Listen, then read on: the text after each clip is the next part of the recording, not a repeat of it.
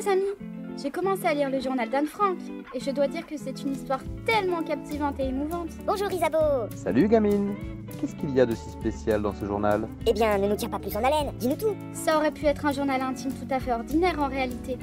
Anne a reçu un cahier pour son anniversaire, et elle a décidé d'en faire son journal intime. Dedans, elle nous parle de ses camarades de classe, y compris Lies, l'une de ses meilleures amies. Bien sûr, elle s'est demandé qui pourrait être intéressé par les mémoires d'une adolescente, mais comme elle n'avait personne à qui se confier, elle a décidé que son journal intime, surnommé Kitty, serait son confident. Elle a trouvé du réconfort dans l'écriture alors. C'est exactement ça. Elle y partage ses moments difficiles, mais aussi ses moments de joie. C'est comme si on pouvait ressentir ses émotions à travers ses mots. Elle nous parle également de sa famille, sa grande sœur Margot, son papa Otto et sa maman Edith. On apprend que Anne et sa famille sont juifs et que les lois nazies limitent leurs déplacements, ce qui exaspère Anne. C'est logique. Sous l'occupation, durant la Seconde Guerre mondiale, Hitler et son armée ont mis à genoux l'Europe. L'antisémitisme devenait normal. Et personne ne parvenait à éteindre ce fléau qui... Stop. C'est bon. Stop. Et stop là. On connaît tous les nazis. Pas besoin d'étaler ta science. Mais que se passe-t-il ensuite? Après quelques jours sans écriture, Anne explique qu'elle a passé beaucoup de temps avec un garçon. Mais le contexte politique ne lui laisse pas le temps de rêvasser aux amourettes de son âge. Elle parle de la cachette où elle va vivre avec sa famille pour échapper aux menaces nazies. Se cacher des nazis, ça semble être une histoire bien sombre. Et oui, Anne et sa famille sont contraints de se cacher dans le grenier des bureaux où travaille son père. C'est désormais leur nouvelle maison, qu'elle appellera l'annexe. Ils doivent rester discrets, et des anciens employés de son père les aident depuis l'extérieur. Anne n'est pas très à l'aise, mais elle décide de considérer ce séjour comme des vacances. Dans un grenier? Mais c'est pas une vie ça.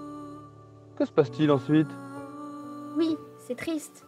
Ils ont dû rester cachés pendant 2 ans, vivant dans l'ombre, et Anne a consigné toute cette expérience dans son journal. Ils dépendaient de l'aide de quelques amis courageux qui risquaient leur vie pour leur apporter de la nourriture et des provisions. C'est incroyable que des gens aient le courage de les aider. Mais enfin, il n'allait pas les laisser mourir quand même. Tu aurais préféré qu'ils collaborent? C'est pas ce que je dis, mais ce n'est pas respecter les lois en vigueur. À l'époque, on ne devait pas venir en aide aux personnes qui portaient l'étoile jaune. Le risque qu'ils ont pris est grand, ça aurait pu leur coûter la vie. T'es vraiment un poltron toi, hein? Dès que les boches claquent des bottes, tu te défiles?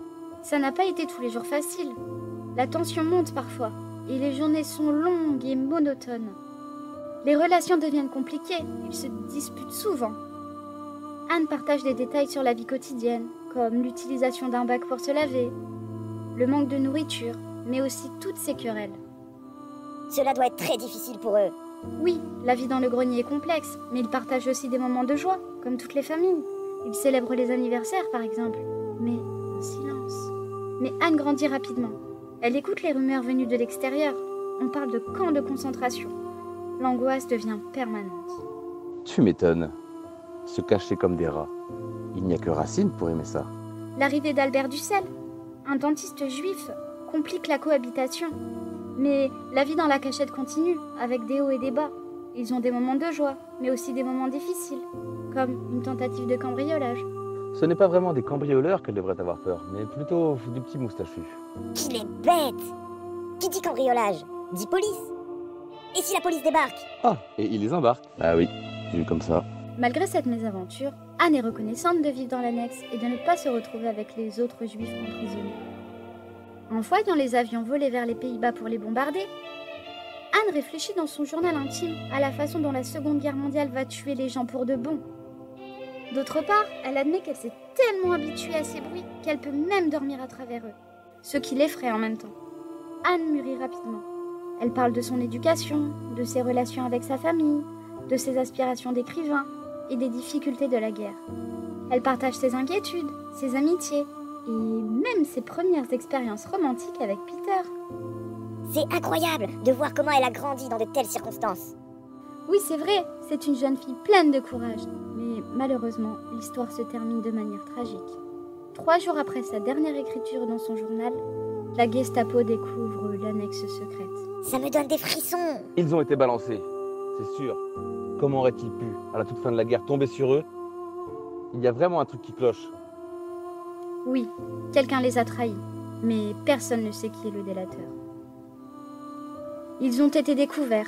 Anne et sa famille ont été déportées dans les camps de concentration à Auschwitz, puis à Bergen-Belsen, où elle succomba au typhus, quelques jours avant la libération. Seul son père a survécu au camp de la mort. Pauvre petite.